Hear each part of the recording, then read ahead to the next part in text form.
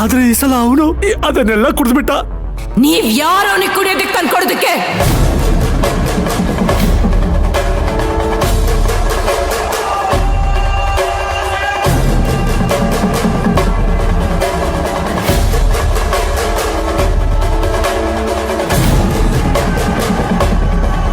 ಕುಡಿಬಾರ್ದನ್ನ ಕುಡಿದು ನನ್ನ ಮಗನ್ಗೆ ಈ ಸ್ಥಿತಿ ಬಂದಿದೆ.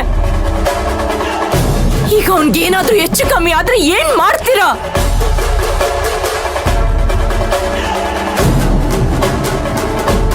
ನನಗ್ ಗೊತ್ತು, ನೀವೆಲ್ಲ ಸೇರ್ಕೊಂಡು ನನ್ನ ಮಗನ್ಗೆ ಏನಾದ್ರೂ ಒಂದು ಗತಿ ಕಾಣಿಸ್ಬೇಕು ಅಂತ ಎಲ್ಲ ಪ್ಲಾನ್ ಮಾಡ್ಕೊಂಡು ಮಾಡಿದ್ದೀರಾ.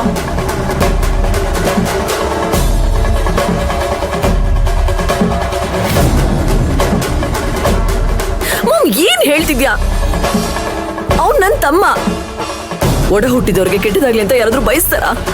ಪ್ಲೀಸ್ ಮಾಮ್, ನಮ್ಮೇಲೆ ಈ ರೀತಿ ಅನುಮಾನ ಪಡಬೇಡ. ನೀನು ನಿನ್ ಗಂಡನ ಪರ ವಹಿಸ್ಕೊಂಡು ಮಾತಾಡ್ಕೊಂಡು ಬರ್ಬೇಡ ಸಮಂತ.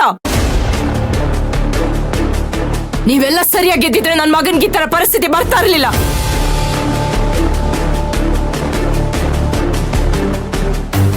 ಹಂಗೇನಾದ್ರೂ ಹೆಚ್ಚು ಕಮ್ಮಿ ಆಗ್ಲಿ, ಆಗ ನಿಮ್ಗೆಲ್ಲ ನಾನು ಏನು ಅಂತ ತೋರಿಸ್ತೀನಿ.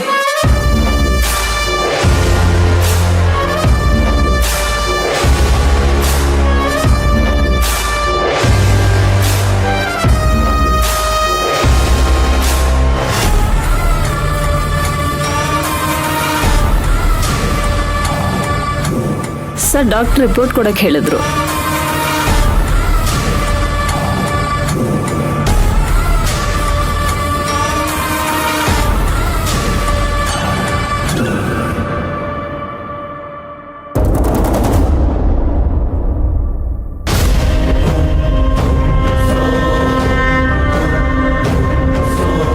ಅಣ್ಣ, ನೀವೀಗ ಟೆನ್ಷನ್ ಮಾಡ್ಕೊಂಡು ಓಡಾಡ್ತಿದ್ರೆ ನನಗೆ ತುಂಬಾ ಭಯ ಆಗ್ತಿದೆ.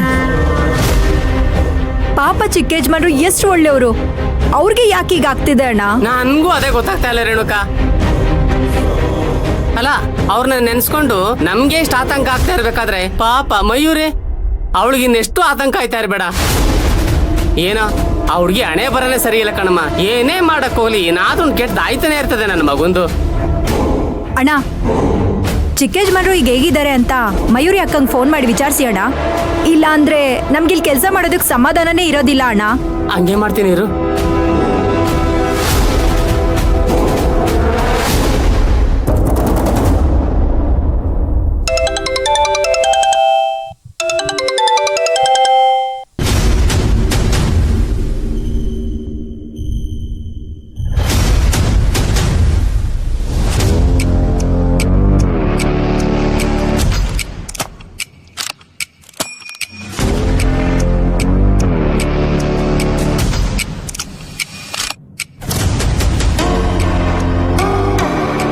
ಏನದು ಬ್ಯಾಗು? ಆ ಬ್ಯಾಗಲ್ಲಿ ಏನಿದೆ? ನಾಟಿ ಔಷಧಿ. ನಾಟಿ ಔಷಧಿನ? ಅದನ್ನ ಯಾಕೆ ಮನೆಗೆ ತಂದಿದ್ಯಾ? ಕೊಡಿಲಿ. ಕೊಡಿಲಿ. ಕೊಡೋದಿಲ್ಲ. ನನಗೆ ಕೊಡೋದಿಲ್ಲ ಅಂತಿದ್ಯಾ? ಮೇಡಮ್ ಅವರೇ, ನೀವ್ ಏನೇ ಮಾಡಿದ್ರು ನಾನು ನಿಮ್ಗೆ ಇದನ್ನ ಕೊಡೋದಿಲ್ಲ.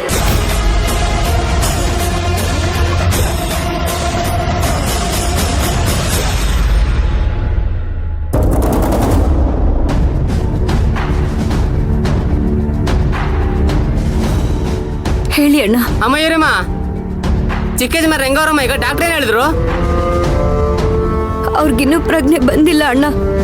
ಡಾಕ್ಟರ್ ಅದೇನೋ ಅವ್ರ ದೇಹದಲ್ಲಿ ವಿಷ ಸೇರಿದೆ ಅಂತ ಹೇಳ್ತಿದ್ದಾರೆ.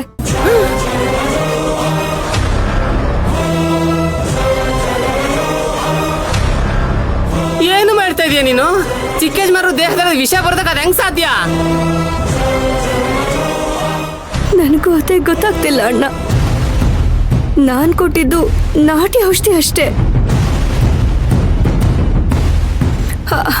ಆದ್ರಿಂದ ಹೀಗಾಗಿದ್ಯೇನೋ ಅಂತ ಅನುಮಾನ ಕೂಡ ಇದೆ ಅಣ್ಣ. ಇಲ್ಲಮ್ಮ, ನಾಟಿ ಔಷಧಿ ವಿಷ ಆಗೋದಕ್ಕೆ ಚಾನ್ಸೇ ಇಲ್ಲ. ಇಲ್ಲೇನೋ ತಪ್ಪಾಗೈತೆ. ಈ ವಿಷಯದಲ್ಲಿ ಏನ್ ಹೇಳ್ಬೇಕು ಅಂತಾನೆ ಗೊತ್ತಾಗ್ತಿಲ್ಲ. ನಾನ್ ನಾಟಿ ಔಷಧಿ ಕೊಟ್ಟಿದ್ದು ಅವ್ರು ಕುಡಿಯೋದನ್ನ ಬಿಡ್ಲಿ ಅಂತ. ಆದ್ರಿಂದ ಹೀಗಾಗುತ್ತೆ ಅಂತ ನನಗೆ ಗೊತ್ತಿರ್ಲಿಲ್ಲ ಅಣ್ಣ. ನೋಡಮ್ಮ ನೀನ್ ತುಂಬಾ ಟೆನ್ಷನ್ ಮಾಡ್ಕೊಂಬೇಡ. ನೀನ್ ಮಾಡಿದ ಒಳ್ಳೆ ಕೆಲಸನೇ, ಆದ್ರೆ ಏನೋ ಎಡವಟ್ಟಾಗೈತೆ.